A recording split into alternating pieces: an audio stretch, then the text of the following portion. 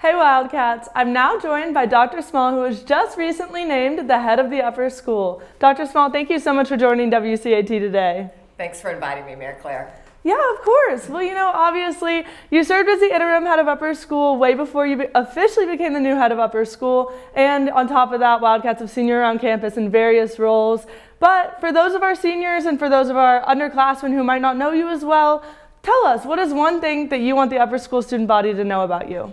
I think the most important thing to know about me is that I work in a school because I really like teenagers and I want to hear from them and I want to hear their feedback and I really want to hear their ideas about the future of Westminster as well. And then obviously being in such an important and integral role of our Westminster campus, how would you say that you would describe your leadership style?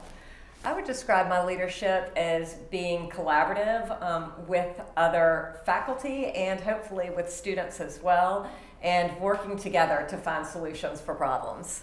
Yeah, definitely. And then Dr. Small, I mentioned this earlier, but this is not the first, role you've served on our Westminster campus. I know you actually went here and taught here in various roles and different administrative roles.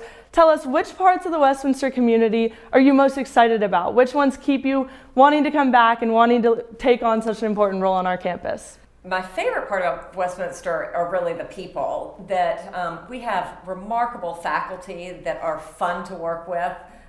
They're talented and inspiring.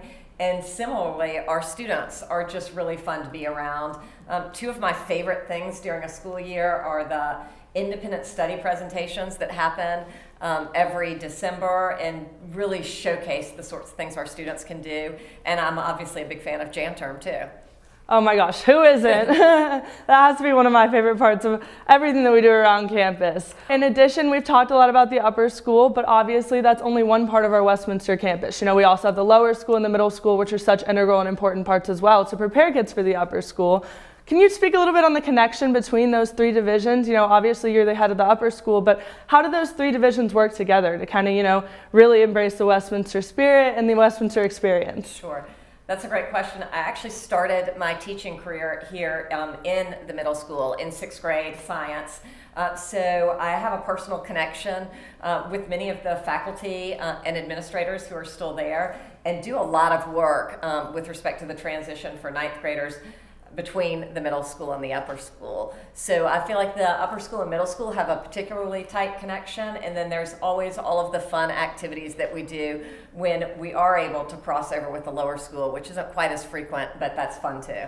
Well, and it's incredible when you look at the sheer number of Alpha Omegas, in my grade alone graduating this year.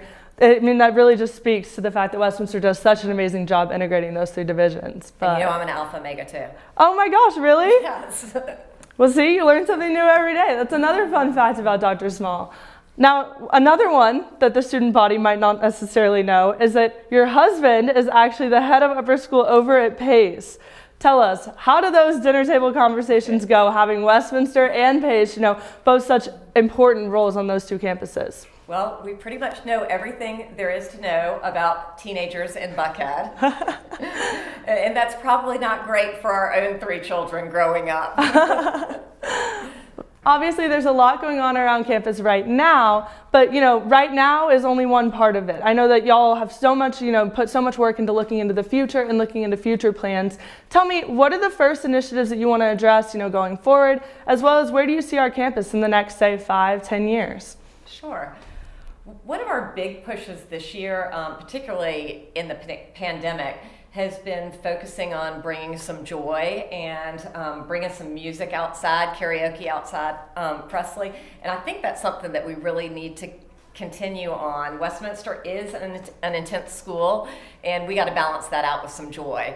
So I would say that's going to be one thing that we continue to focus on. And then the other 2 things that I've been talking to faculty about a good bit is thinking about how we deliberately teach civil dialogue among our students. It's not something that adults are very good at, and something that we need a generation, our future generation, that can help solve problems through finding common ground.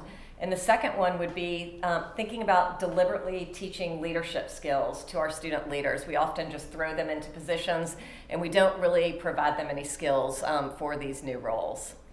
Well, and I can say I've definitely enjoyed all of the music around Presley and Spatio, and that brings up my mood no matter what day it is, Awesome. Yeah, I mean, obviously campus looks a little bit different now. Westminster looks a little bit different now. Do you have any favorite memories from your time as a Wildcat, whether that was as a student, a teacher, anything like that? Yeah, we had this tradition when I was a Wildcat that was called Mardi Gras, and this was a time where the girls in the class built floats and put skits and dances together, and we did it. It was a class competition we did in Turner Gym, and it was always a lot of fun, class v class competition, working together on that. Well, Dr. Small, you heard it here first. We might have to bring that one back. That sounds like a lot of fun. Dr. Small, I know one thing on everyone's mind right now is the fact that we're actually returning to a different dress code from pre-COVID times and things like that once we get back from spring break. Can you speak a little bit on the evolution of Westminster's dress code? Sure.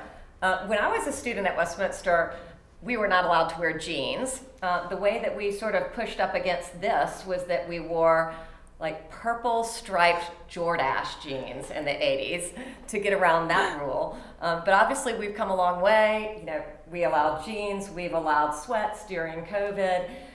Just prior to COVID, we did introduce a new dress code that we never actually got to. That the attempt there was to be gender neutral in our language and have more similar rules between the girls and the boys than we had previously.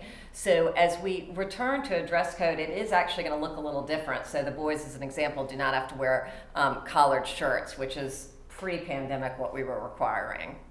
Well, Wildcats, see, I mean, we might not be able to wear sweatpants anymore, but at least we can wear jeans. If you had one message that you would like to either reiterate or convey to the student body, one thing that you'd like the upper schoolers to know, what would you say it would be? I'm really interested in thinking about this idea of what it means to be a Wildcat. And that's about, like I mentioned at the pep rally, being a part of something bigger than yourselves. And I think it's about thinking about success of a whole entity rather than isolated individuals. So I hope the students will help me think about that and help develop, some future ideas on what it really means to be a Wildcat.